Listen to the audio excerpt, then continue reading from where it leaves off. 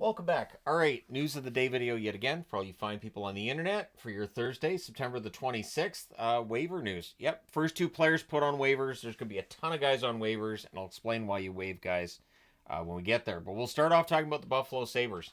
It's nice to be wearing a Sabres jersey for a positive reason, to be honest. Rasmus Dahlin named team captain. I believe that's who I felt was going to be team captain when I was talking about potential captains. But at any rate, Dahlin does get the captaincy in Buffalo. One of the best young defensemen in the National Hockey League, and it'll be fascinating to see how this season goes for the Buffalo Sabres. A team who, if they play up to their ability, I think they're going to be near the playoffs, not necessarily in, but at least near the playoffs. And Dahlin should be a positive part of that. So all the best to Dahlin, the new captain of the Buffalo Sabres. The NHLPA makes it official today. We knew this was coming, right? Ryan Johansen's contract's terminated by the Flyers. The NHLPA made it clear right away they didn't like it. Ryan Johansen made it clear right away he didn't like it. I think they disagree with the Flyers' reasoning for terminating the contract. I think the Flyers were looking for a reason to terminate the contract with Ryan Johansen, so we'll see what happens with this appeal. Very often what happens with the appeals is that there'll be some kind of settlement. It may impact the cap hit as well.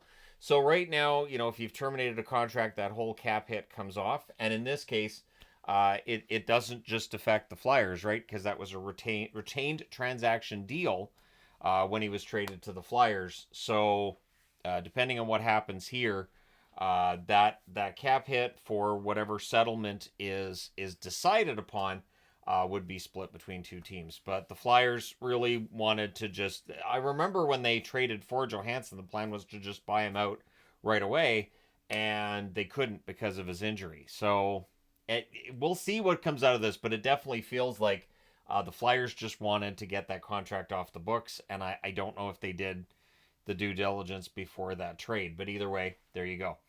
So the Canucks are the first team to waive players. They waive Guillaume Brisebois and Jet Wu, both of them coming down to Abbotsford. It's a brilliant time to waive players. Why? Because teams are very unlikely to pick up players on waivers when it's this early in the preseason. You can sneak players through the waiver wire. You don't want to go out if let's say San Jose goes, well, we like Jet Wu. We'll bring in Jet Wu. And then they have to waive him later because somebody else becomes available on the waiver wire who's a better player, right? So this just works, and I think that it's the right call for the Canucks. Looking forward to seeing these guys down in Abbotsford. They were down here a lot last year too, so I think Wu spent the whole season with Abbotsford. No NHL experience yet for Jet Wu. Hopefully he gets that this season. Lankinen is going to start for the Canucks tomorrow. He has arrived and says he's anxious to get things started. So on Friday it's Lankinen. Saturday it'll be Shelovs for the Vancouver Canucks. That's the tandem. That's how things are going to go. I wouldn't be surprised if Rick Tocchet just rotates the goalies to start the season just to see which one's going to be the go-to guy until Demko is good to return. Again, as a Canuck fan, I've been much happier since they signed Lankinen. I feel much more comfortable with this team's status as hopefully staying in the playoffs this year. To be fun to make the playoffs in back-to-back years. They haven't done that since 2013. And that was the last time they were in the playoffs until 2015, and then they're in the playoffs again in 2020, and of course 2024. So it'd be nice to see back-to-back years of playoffs for the first time in over a decade. So hopefully we get there. Player for the Florida Panthers has an undisclosed injury. He's week to week, so it's got to be serious. Again, week to week means minimum of 2 weeks usually. And Anton Lundell. It's also undisclosed with Lundell from what I've seen. He's considered to be day-to-day. Obviously, Lundell's a player that Florida wants to have in their lineup for the full season. So the fact this is day-to-day, he should be fine when we get to the start of the regular season. So Winnipeg news on the blue line, not great right now. So first off, Ville Heinola had surgery on his infected ankle. We still don't know when he's going to return. We don't know how bad this is, but we know that from the way the team has framed it, it's not good. And he's going to be out for some time.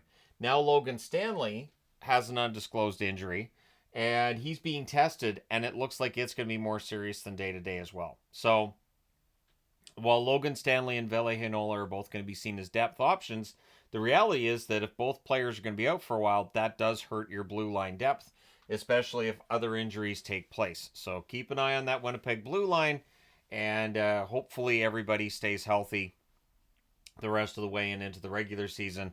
And also, hopefully, Logan Stanley's good to go for the start of the season.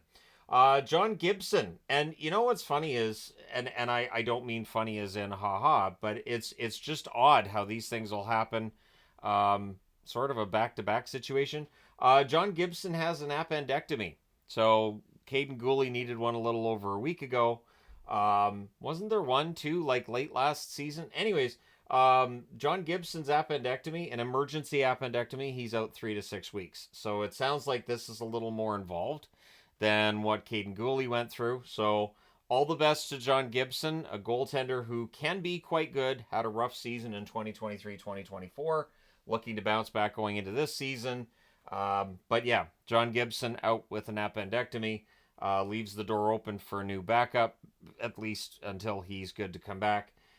In that Dostal was likely going to be the starter for them this year anyways. Dostal had a really good season last year, and I think he's going to be the Ducks starter going forward. So tough break for Gibson. All the best to him in his recovery, and we'll see how long that takes.